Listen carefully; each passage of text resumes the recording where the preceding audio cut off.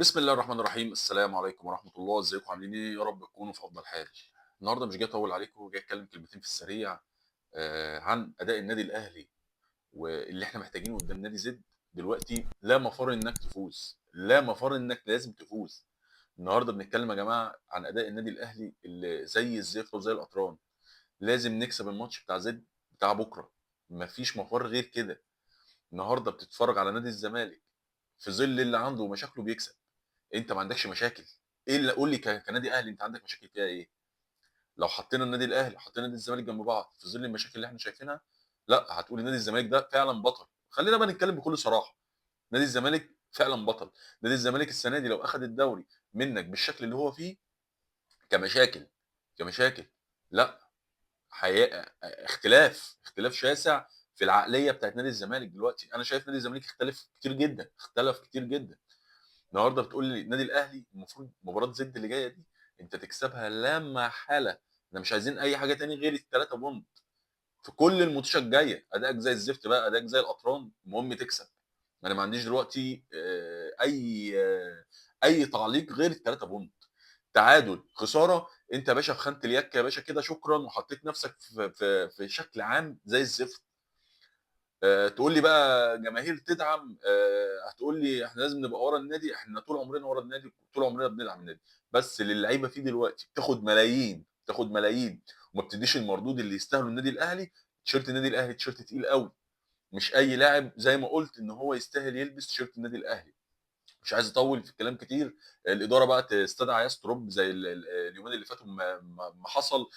تتكلم مع اللعيبه. كابتن سيد عبد الحفيظ يقعد مع ياستروب لوحده منفصلين عشان يتكلموا في كل المشاكل اللي فيها النادي الاهلي. لا احنا قلنا كفايه ياستروب. انا من ساعه ما جه وقلت ياستروب ضعيف قوي على النادي الاهلي، اقسم بالله ضعيف قوي على النادي الاهلي. انت مش عايزين نطول في الموضوع. انت محتاج الثلاثه بونت بكره قدام زد.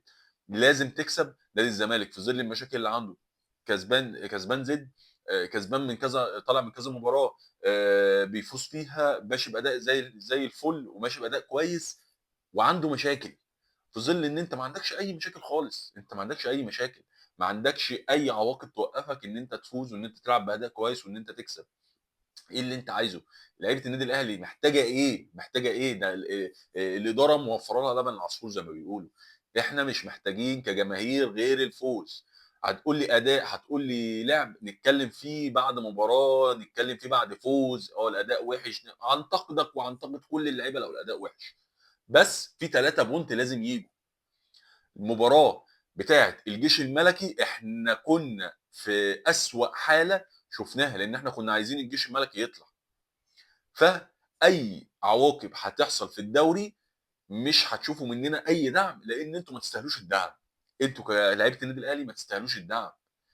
احنا ورا النادي. لو الفرقه، احنا كده كده ورا النادي. الفرقه دي مش هنبقى وراها لان هي فرقه ما عندهمش دم ولا عندهم احترام للتيشيرت اللي لابسينه. كله بيلعب عشان الفلوس والماده. العب وحب التيشيرت اللي انت بتلعب، لان هو مخليك في المكانه دي، مخليك تظهر. انت معلش، بتركب عربيه، بتروح نادي متوفر لك كل حاجه في النادي. تدريبات متوفر لك فيها. نادي الزمالك في حاجات مش متوفره له، وماشي بفرقه كويسه، وماشي وبيكسب وبيأدي اداء كويس. يعني في ظل انت المفروض لعيبه النادي الاهلي كده تتفرج على لعيبه الزمالك دي تقول، يعني يشوفوهم هم بيعملوا ايه. يشوفوا ان ازاي في ظل المشاكل اللي هم فيها دي والعيال قلبها على النادي. هو ده فرق بقى اللي انا بتكلم فيه. ده فرق ان في عيال ناشئين طالعين من نادي الزمالك. وهو ده اللي احنا بنتكلم فيه يا جماعه. الناشئين هم اللي هيدوك جوه النادي.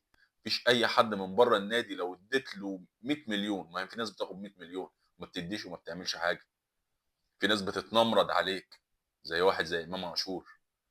هو ده اللي احنا بنتكلم فيه، وهو ده المفروض النادي الاهلي يحط الاسس بتاعته الفتره الجايه. الناشئين يا جماعه، الناشئين الناشئين. مش عايز اطول عليكم. اشوفكم بعد الماتش بكره ان شاء الله، واتمنى ما اكونش طولت عليكم. سلام.